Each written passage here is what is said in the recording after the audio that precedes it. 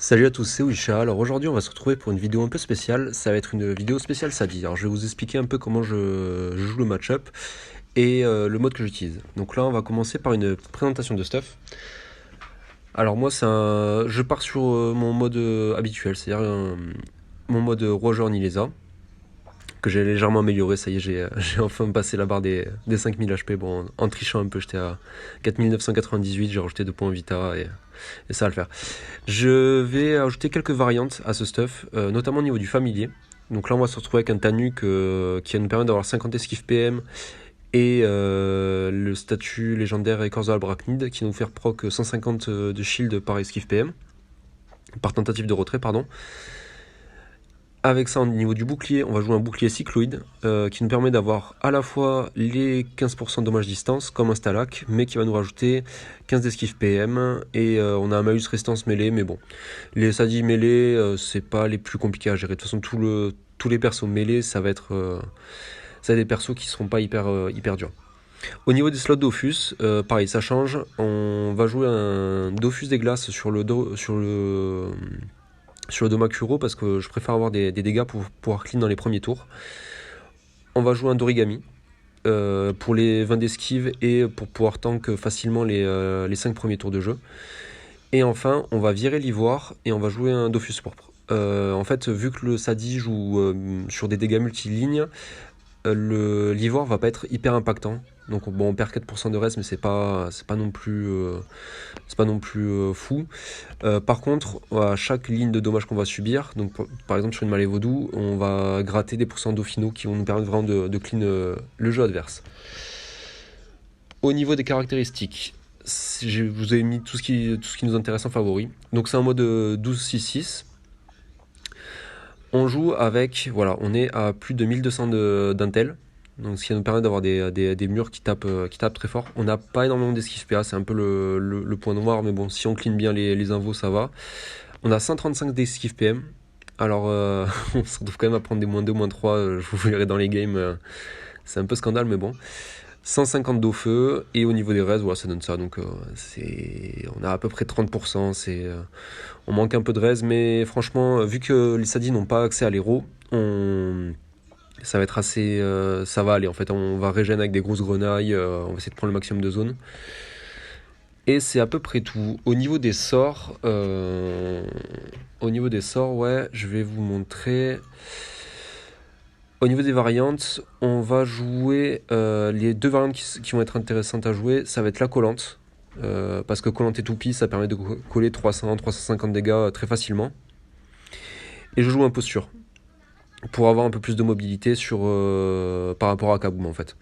Donc en plus voilà, maintenant bombe sur bombe, ça permet de prendre des boosts facilement. Donc voilà, je vais vous laisser avec les combats et je vais vous montrer comment on découpe du Sadi.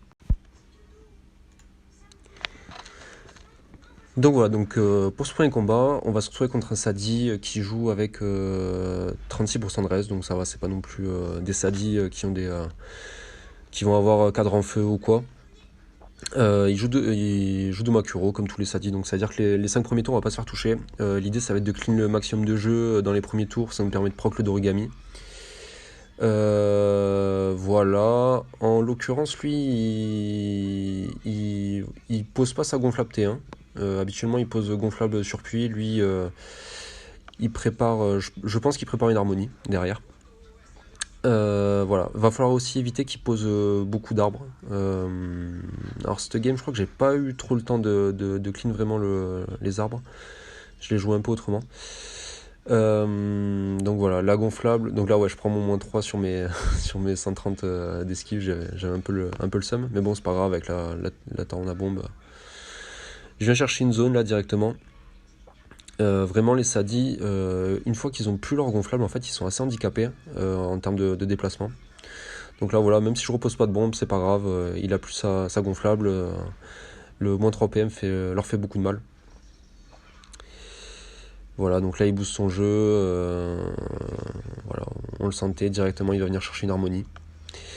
Harmonie, d'habitude j'aime bien mettre un coup d'arquebus dessus, ça permet de debuff, donc il reste, c'est facile à murer, et il prend un tour de moins de partage de dégâts. Là il fait péter sacrifié, pardon. Franchement, j'avais 550 de shield, donc c'est pas très impactant, je trouve. Il aurait dû la garder ou me tacler avec, ça aurait été plus complexe. À noter que j'ai oublié de vous dire, je joue ambulante. Je trouve que l'entourloupe est pas folle. J'aime bien rester au plus proche des sadis, en fait. C'est pas une classe qui nous mure très très facilement. Et en plus, ouais, ça permet de resetup un jeu ou mettre de la pression plus rapidement. Donc là voilà, il reste dans le mur. C'est pas hyper impactant sur l'harmonie, mais ça permet d'entamer toutes les petites poupées. Donc on prend. Là ouais, je fais un petit fail ligne de vue. J'essaye de bosser ligne de vue, mais j'ai un peu de mal. Donc là voilà, on continue à taper. C'est pas des gros dégâts, mais bon. Là on prend la zone bot sur les 2 bombes et on vient prendre la roublardise pour shield au maximum les bombes. Donc là il proc son doma qui va pouvoir commencer à nous taper, à taper les bombes. Alors très très chiant qu'on n'ait pas les états des bombes, vu qu'elles n'ont pas de tour de jeu, c'est compliqué à suivre les états infectés et compagnie. Mais bon voilà, là il clean pas, et alors il pose un petit arbre. Tant que les arbres sont pas évolués en état feuillu, en fait on peut les attirer. Donc là il aurait posé une carotte, il aurait été plus safe par exemple. Et là il reste, voilà, il a pas beaucoup de PM, donc il reste proche de notre jeu. Là on en profite pour tuer la... On va tuer la folle, voilà, au passage. À savoir que l'état infecté de la folle part quand elle meurt. Donc si vous cleanez la folle, elle... voilà. Donc là, on a la chance, on a la bombe qui survit à 70 PV. Donc ouais, si vous cleanez la folle, l'état infecté qu'elle a appliqué va disparaître. Et là, voilà, je pense qu'à la base, il voulait préparer un tréant mais, pour s'attirer loin, mais je pense qu'il n'a pas eu les PA. Donc il préfère venir nous taper. Et là, voilà, le multiligne fait qu'on proc énormément de Dauphino. Et en plus, on a notre bombe 13 là-haut qui est bien. Et là, petit move sympa, on vient décaler la bloqueuse avec la bombarde pour pas être taclé. Ce qui nous permet, voilà, de venir finir la game tranquillement. Voilà, GG à lui. Alors là, on se trouve pour le deuxième combat. Donc là, on affronte le boss de donjon, le Sadi Sirmomor. Franchement, je trouve que la panneau contre Roub, elle est claquée au sol. Franchement, les sorts FX, elles vont très peu impacter les gros murs. Ça va légèrement impacter la régène, mais c'est vraiment pas fou. Et en fait, à partir du moment où on peut clean la gonflable, il fait plus rien, quoi. Il a 3 PM, donc dès qu'on le mure, il reste à proximité.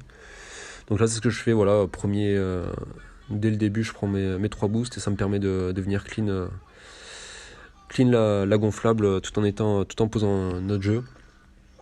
Voilà, ça aurait pu aller loin. L'arbre il est pas feuillu, donc il peut pas réinvoquer directement dessus. Donc là voilà, il vient se placer aligné à la bombe, il nous donne la free aimante. On peut se détacler facilement avec l'imposture. Et je vais venir, je décide de prendre un peu d'héros au cas où pour en fait nerf en fait le problème des sadis, c'est vraiment quand ils jouent haut, c'est le fléau. Voilà, le fléau qui permet s'ils ont la triple infection sur les bombes, clean notre jeu, ils se remettent full. Donc là voilà, ouais, avec ces 2 PM, il va pas loin quoi, hein. Il a pas proc son abyssal PM vu qu'il était collé à la bombe. Donc là il continue de poser son jeu, mais il infecte, mais voilà, il est pas très très dangereux quoi. Là il nous donne la zone qui va nous permettre de clean à la fois la folle et l'arbre. Donc voilà, direct on vient chercher la double grenaille. Le mode tape, hein, voilà, ça nous permet de clean. On a 600 de shield et lui voilà, il s'est refait murer sous 0, donc on lui a déjà gratté je crois 1000 HP max. Et on est bien quoi, notre grosse bombe, on va dire la bombe 5, elle est pas infectée, donc là il clean celle du bas, il se régène un peu mais ça va. Et là voilà, directement je vais décider à ce tour on se détacle quasiment gratuitement, et là je me dis ouais, je suis bien dans ma game, il a pas beaucoup de dégâts, il a pas proc son dommage, donc on va se permettre donc on reprend les boosts et on va se permettre de DS et de poser l'ambulante. L'ambulante qui est très cool, vous allez voir, ça me permet de clean sa bloqueuse. Et derrière, l'arbre est mal employé. En fait, s'il réinvoque sur son arbre, l'invocation va mourir instantanément. donc il peut pas l'utiliser. Et voilà, il a toujours ses 2 PM. Là, il invoque son tréant pour venir nous murer, mais bon, vu qu'on est en posture, là pareil, voilà, il refait une zone avec sa gonflable, donc on sait qu'on va pouvoir la clean très simplement à base de spam grenaille. Ouais, il fait péter la bombe, mais presque ça nous arrange, parce que il reste aligné avec la bombe 10, et je crois que c'est déjà la fin pour lui, quoi. Donc voilà, les sadicières morts, faut pas s'inquiéter. C'est le fait qu'ils aient très peu de PM, si vous cleanez la gonflable rapidement, ils savent plus rien faire, et derrière, voilà, là, il reste 90 HP, il va FF là-dessus. Voilà, j'espère que la vidéo vous aura plu, c'était Wisha. À bientôt.